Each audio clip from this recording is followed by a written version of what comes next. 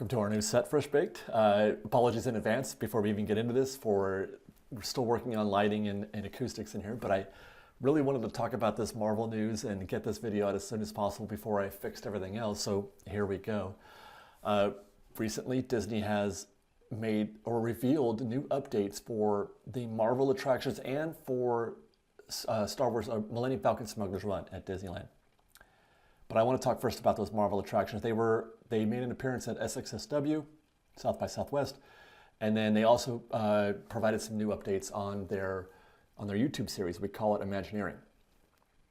Notably about the Avengers Infinity Defense e-ticket for Marvel or for Avengers Campus, and for the Stark Flight Labs that's going right next door to that. And I've got some opinions on the brief glimpses that they gave of the attractions, because they actually went behind the scenes and showed some of the backstage stuff and the building process of everything, and then shared some concept art and some animatics, that kind of thing. And I've got some definite thoughts about this. Some of it good, some of it, is a little bit concerning for me. But there is some good news coming out of here, and there is some not so good news. Let's get into this. This is the concept art first that was provided during the SXSW presentation. Kevin Feige was there. And I have to say, it looks similar to what we've seen in the past, and it suggests a heavy use of screens. And I see that because in that image with Ant-Man, and also the one with the Hulk, in both of those images, you really don't see the ride. All you see are these giant images of the characters, of the heroes. Clearly, these are not practical. Clearly, these are meant to be projections that are, they're big and immersive, especially the Ant-Man one. It's filling the entire, the Hulk one is filling the entire screen. There's no ride vehicle, there's no ride apparatus, there's nothing that we can see in that concept art that suggests anything but a screen. As a matter of fact, that concept art by itself doesn't really tell us a whole lot about the story. It's just Hulk. Which I kind of wonder, do they value that kind of thing more than we do? Or at least more than I do? What are they trying to tell us with the concept art with just the Hulk in it? That the Hulk's going to be in it. That's good. People love the Hulk. So the concept art is not very revealing, not at least other than to suggest that it's almost completely screens. Next we have a previs. This is also from the SXSW presentation. A previs of the ride vehicles taking off. Now, that's a screen. What they're showing is the ride vehicle that's taking off into space, warping or whatever. That's a screen. That's a projection. And what they're saying is that we're going to be watching that happen. We're going to be watching those vehicles take off, quote unquote, because they're not. They're projections. And my guess is, my belief is that our vehicle is going to slide into place behind them. And then, this is a trackless vehicle, by the way. I should mention that. These are trackless. But they're going to, imagine, I feel like it's going to be something like what we experience at Runaway Railway when you go down the waterfall. I feel like it's going to be something like that, where they're going to simulate that effect. They're going to push the vehicle forward a little bit, perhaps, but then bring the screen at you. Kind of create that effect to give you that feeling of taking off. But it's not going to be like Star Tours where you're on a gimbal and then they force the G's on you. I don't think it's going to be like that, at least not to that degree anyway. It's very difficult to do that if it's a trackless ride. They said specifically in this announcement that it is a trackless ride, and you just can't do that you can't pull those kind of G's in a trackless vehicle, at least not as far as I know. I'm no engineer. So the previous suggests not more than that, because that's all they showed, but it does suggest that it's going to be heavily reliant on screens also. Now, let's follow that up with the footage from the Imagineering show. And first they showed you the ride vehicle. You could see some Imagineers in the actual vehicle, and 100%, the very first thing I thought of when I saw this ride vehicle, and I've seen this before back a long time ago, and I thought the same thing then. This is giving Transformers ride vehicle a lot. Over at Universal Studios Hollywood, it's giving Transformers vehicle quite a bit. Just the same sort of setup, the boxiness nature of it. And now Transformers is on track though, right? Yes. So there's that. Others have said, and I've only seen video. I've never actually been on the ride, so I can't say for sure, but others have said that that is actually exactly the Peter Pan attraction, the new one that they just built at Fantasy Springs. This is literally the Peter Pan vehicle. Now I can show you ride footage of that, but it doesn't really tell the story about how it feels. This is from our friend Chris over at LMG Vids, and I feel like this is probably as good a guess as we're going to get at this point of what the ride vehicle is going to feel like. Again, trackless, but very slow in the beginning. And again, it's just pointing you in front of a screen, Ratatouille style, pointing you in front of a screen, letting that play out, and then moving on to the next scene. Now, there is a point later on as the ride kind of progresses a little bit where you can kind of see it happening and you can hear it a little bit, although the audio on this one isn't clear, but you can kind of hear the guests experiencing some sort of surprise, like, whoa, so there's a little bit of that happening on the ride, but not as much as you might expect from, let's say, from Transformers perhaps, or from Star Tours. And again, this footage from Peter Pan at Fantasy Springs is also giving Runaway Railway the scenes, just the scene where they fall down the waterfall. Although, I mean, I guess it is probably the same in terms of moving, because that's what Runaway does. It moves you from room to room, and they play a scene out in front of you. And it's a very good mix of practical and screens at Runaway Railway. But they're using sort of a 2.5D effect there. There is no 3D. You don't need glasses. And the 3D elements are practical. They're on set. They're built in. In this video from We Call It Imagineering, they make a point of showing you 3D glasses, and then they show you Imagineers wearing the 3D glasses. And this is where they kind of lose me a little bit, because I kind of feel like we're in an era, a time in ride development where we shouldn't be, dude, 3D sucks. I don't know how else to say it. I think 3D sucks. It doesn't look good. It distorts the image. It distorts the show. It doesn't really add anything. Like, oh, something's coming at me. Like, who cares? That sort of thing is such a 1970s and 80s idea of what is technologically advanced. Having to wear glasses is a 30 or 40-year-old tech.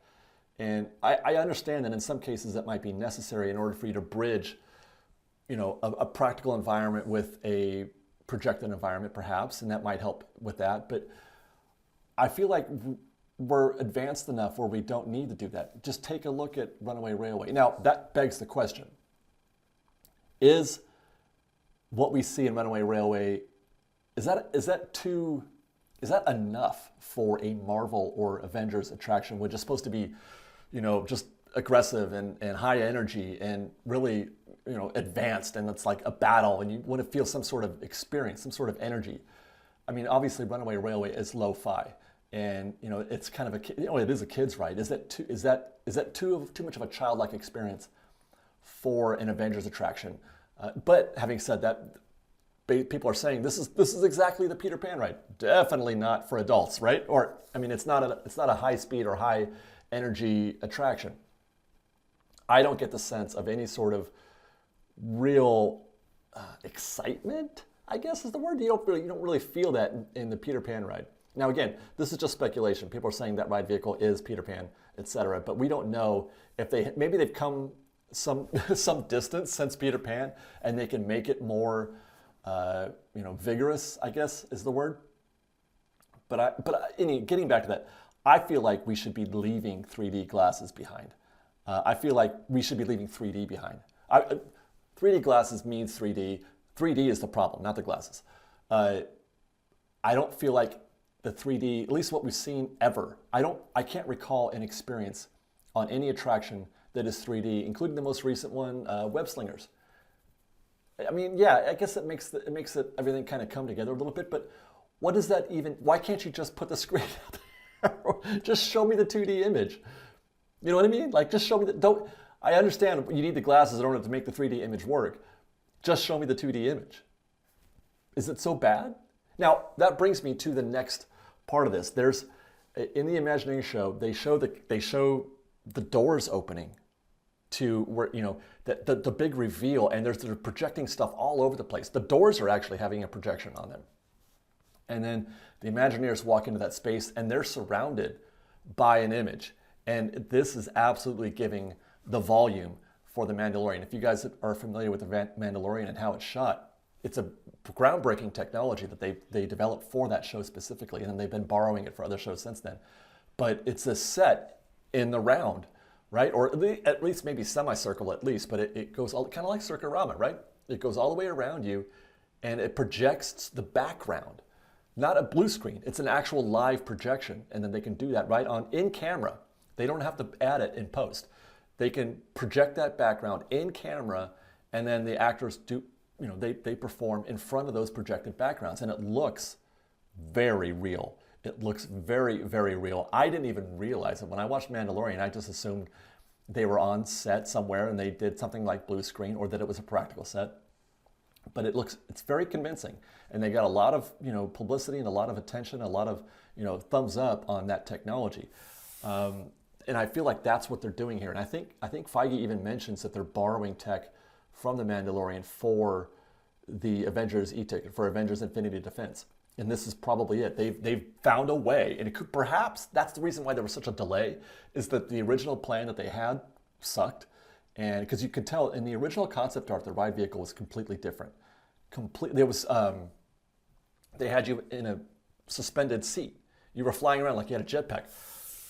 Very much like the Iron Man Kuka arm attraction that we're going to talk about in a second. But it could be they went from that to a proper ride vehicle that gets sit in and move about. So they changed their plans, and it's probable that they wanted to incorporate that technology, see if they can make that work into an attraction. And again, they made reference to that. They talked about in SXSW how studios and Imagineering were meeting. And there's like, hey, here's the thing. And Imagineering's like, that's cool, let's do that. And they put them together. In the Recall at Imagineering, they said that the way that Imagineering builds rides is the first thing they get is a story and concept art, and then they have to try to make that come alive. So it's a different approach in the modern attraction building for Disney anyway. That's the part that I'm really excited about, encouraged by, is I think that there is some potential there. Now, I'm not a fan of projections. I'm not a fan of simulators. But I can, there are some that work and some don't. Like Star Tours is just not for me. It's just not. Runaway Railway, it's trackless, and there's a lot of screens, but you don't really notice it. You don't feel like you're in a screen ride. I don't anyway, which is good for me. But like Transformers, no thank you. I'm not a big fan of Transformers ride. So I'm hoping that it's less that and more Runaway Railway, but we'll see. I'm hoping that the volume allows them to do something a little bit better than what they've done in the past with regard to projections and simulators. And I actually do have, at least as I mentioned, some reasonable amount of confidence in that. I'm probably a little bit more optimistic than I was. I think that some people were hoping for Cosmic Rewind, and that would have been cool. I would have been okay with that. I would have been okay with Cosmic Rewind, but perhaps they wanted to do something new and different. This is clearly an attraction I think that we've never seen before. I mean, we might have seen elements of it before, but I think they're going to build something new, so I'm looking forward to that. Before we leave that conversation, one more thing I should add is that, and this is something I really appreciate, and I don't think it's being given any attention, is that this is a ride that kids can ride.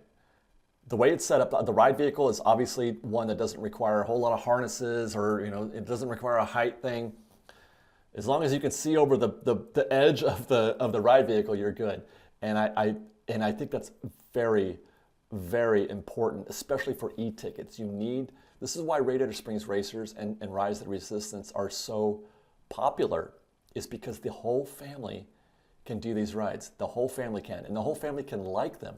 I like going on Radiator Springs Racers. I like going on Rise of the Resistance, but my kids can go also. And now there are rides that are for kids, but I don't want to go on them. You know what I mean? Or it's like Camp Snoopy as an example. There's not a single ride in Camp Snoopy except for a Sidewinder that I would be interested in going on. But Disney is well known for making kids for all or rides for the whole family, and they could have made a roller coaster, which people were like, oh, I wish we could have got a roller coaster.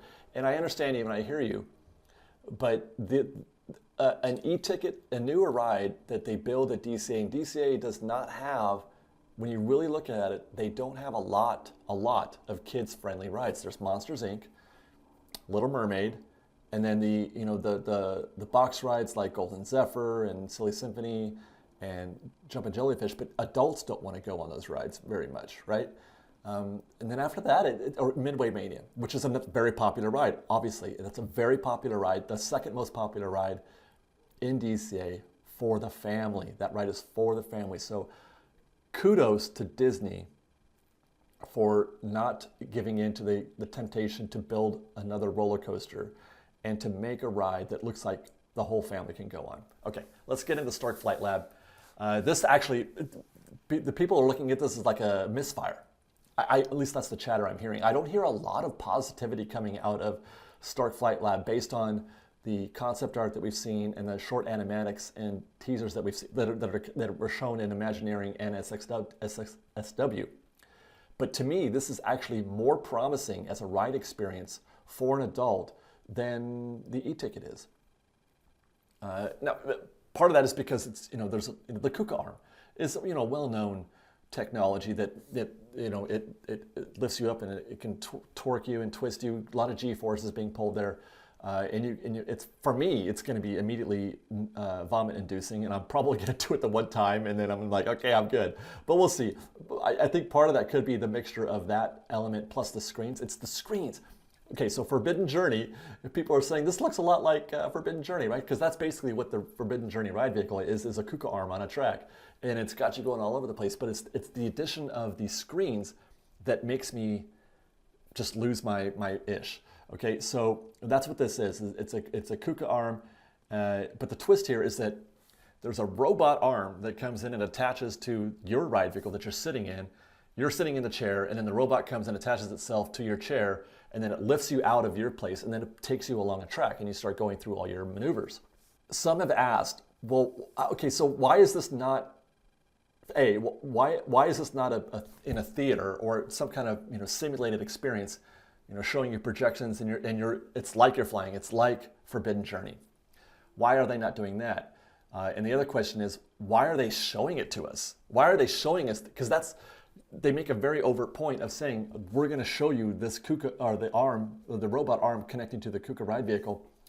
Why not conceal that? And it's actually a point that gets mentioned in the Imagineering show. She said initially we thought about doing that's the direction we were going to go. We were going to try to hide the robot arm. The robot arm, actually, if you really think about it, I don't think it's even necessary.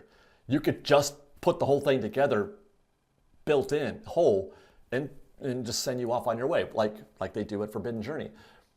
But that's when, and I love this. I actually love this. And Kevin Feige mentioned this at SXSW. The Imagineer in that show mentioned it as well.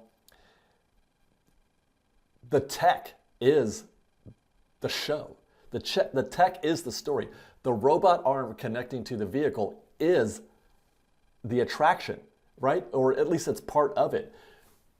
I like the idea that it makes me feel more like we're at Tony Stark's lab learning how to fly around like a hero might. Watching as you're going through the queue and waiting for your turn, watching those arms, constantly, picking up vehicles, that's interesting to me visually. I like to look at that. I would like to see that happen. And that's the immersive part of the show. And that's why I think this is actually better than projections or screens. I'm good with screens. I don't need to see any more screens. I've got all the simulators that I could ever want in this park and others. So I'm fine. I don't need to have an image projected in front of me. I would just like to have that experience, and I would like to. That makes me feel more like, a cadet or whatever they call them. The recruits at Avengers Campus. It makes me feel more like a recruit saying that. I think that was a brilliant decision, and I'm sure that not a lot of people will agree with me, but I think it's a brilliant decision to pull the curtain back and to show them the tech. Now, the tech is real, it's actual, but it's also interesting, especially for ride nerds. I think the ride nerds are going to love this. I think they really, really are.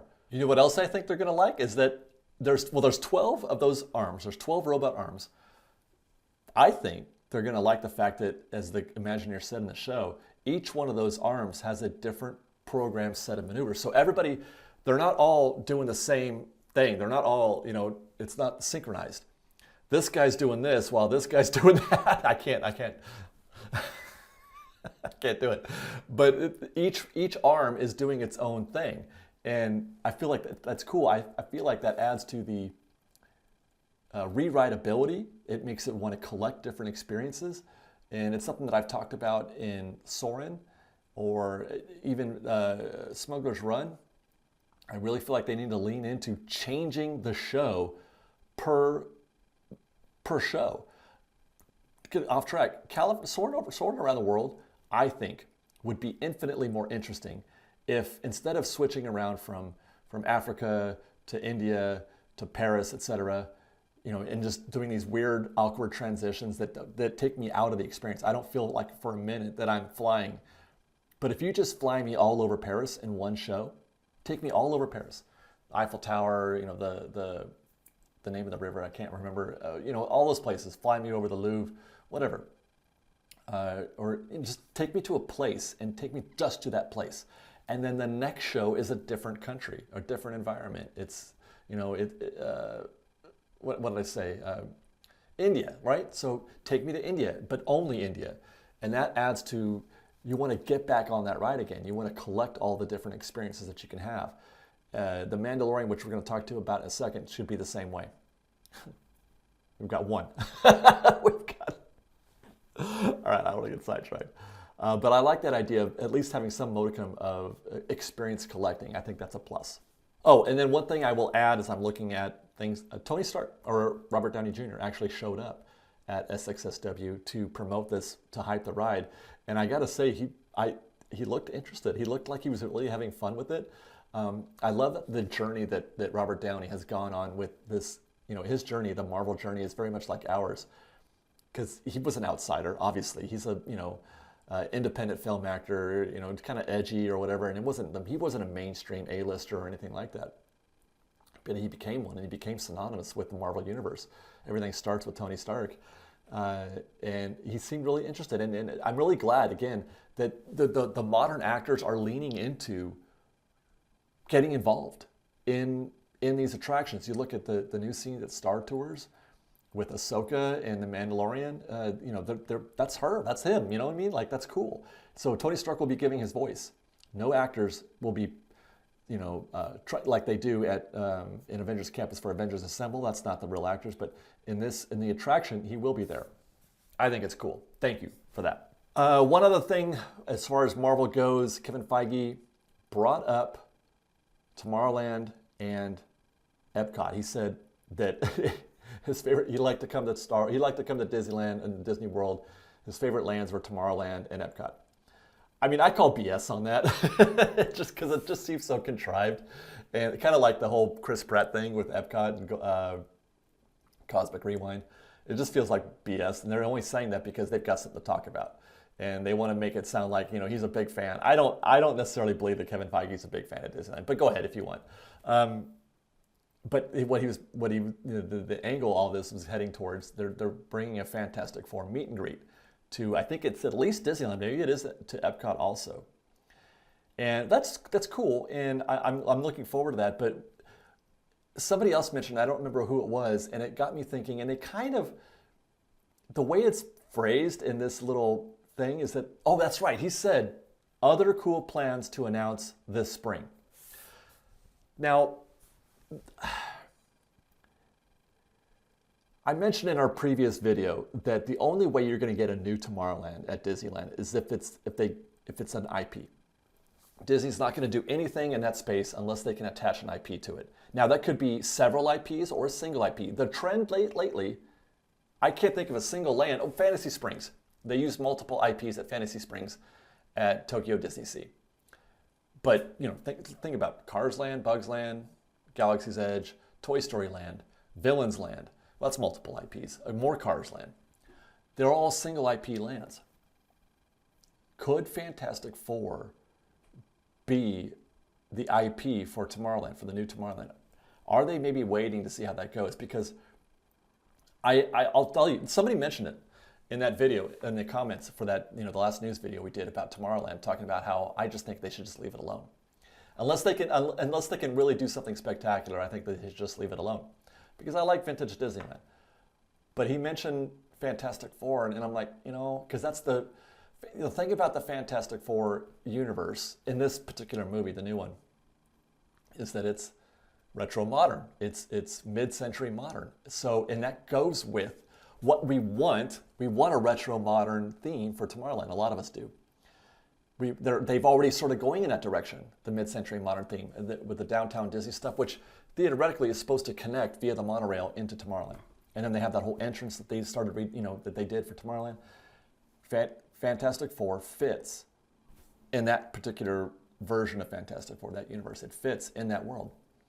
But is that enough? Is Fantastic Four enough of a cool, theme? Now, getting back using the word cool, other cool plans to announce this spring.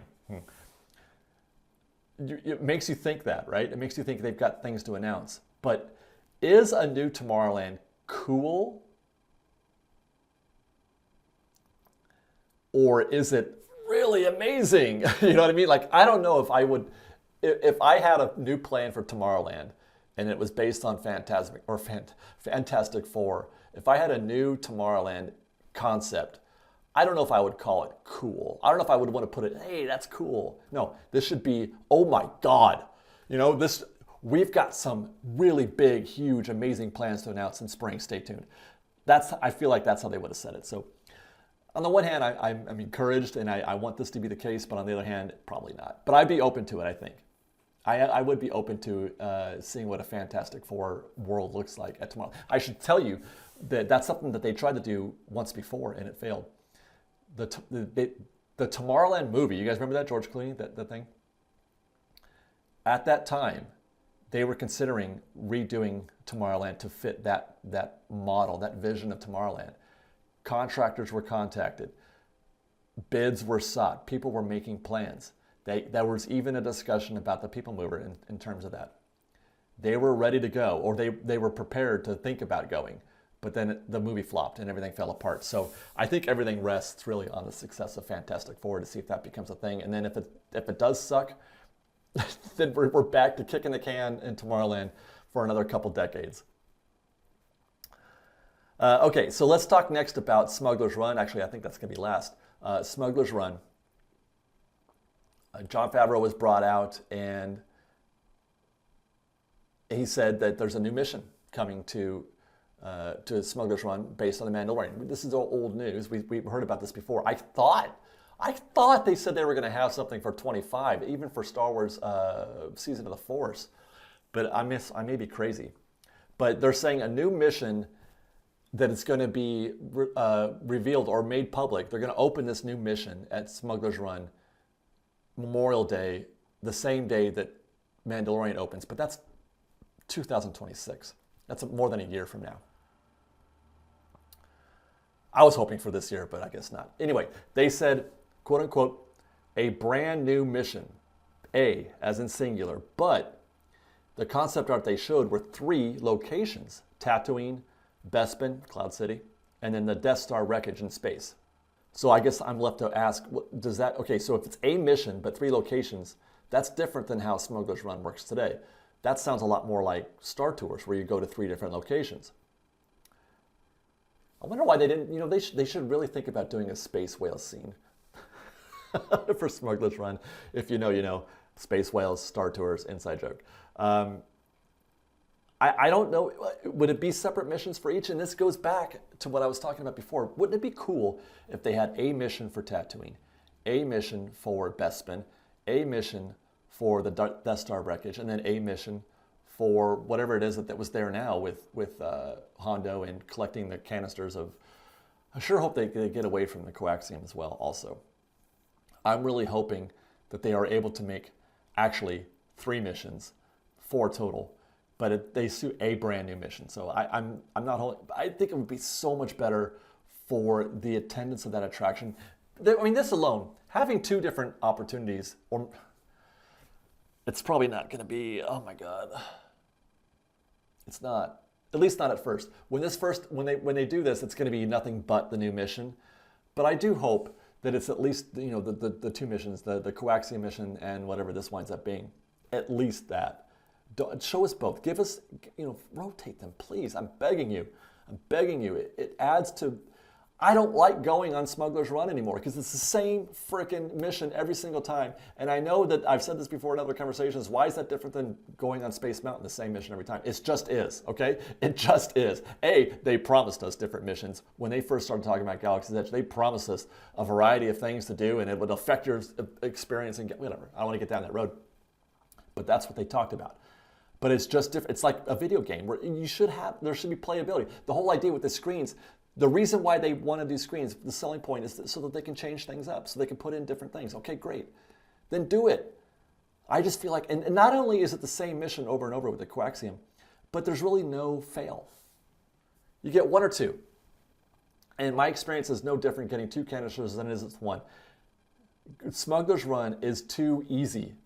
It's too easy. There's not enough variety. There's not enough impact of people doing well or failing in their mission as an engineer, a gunner, or a pilot. There should be some fail.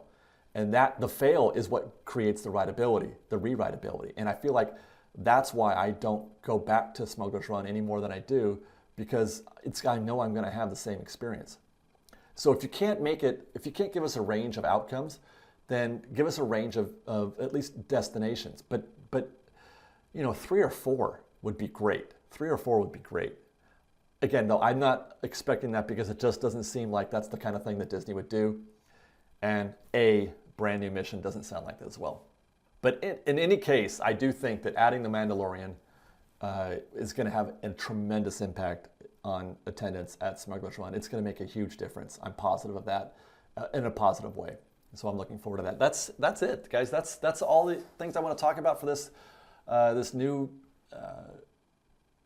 visuals that we've seen, the new concept art, the new animatics, etc. I want to hear your thoughts though about what I've talked about and what your expectations are. Are you excited about the Marvel attractions? Where do you rate on like the Kuka arm thing with Flight Lab? Are you seeing what I'm seeing? Do you want something? Did you want a roller coaster? I'm sorry if you did. Let us know in the comments below. Thanks for watching, everybody. We love you. Be safe out there. Be kind to one another. Fresh baked.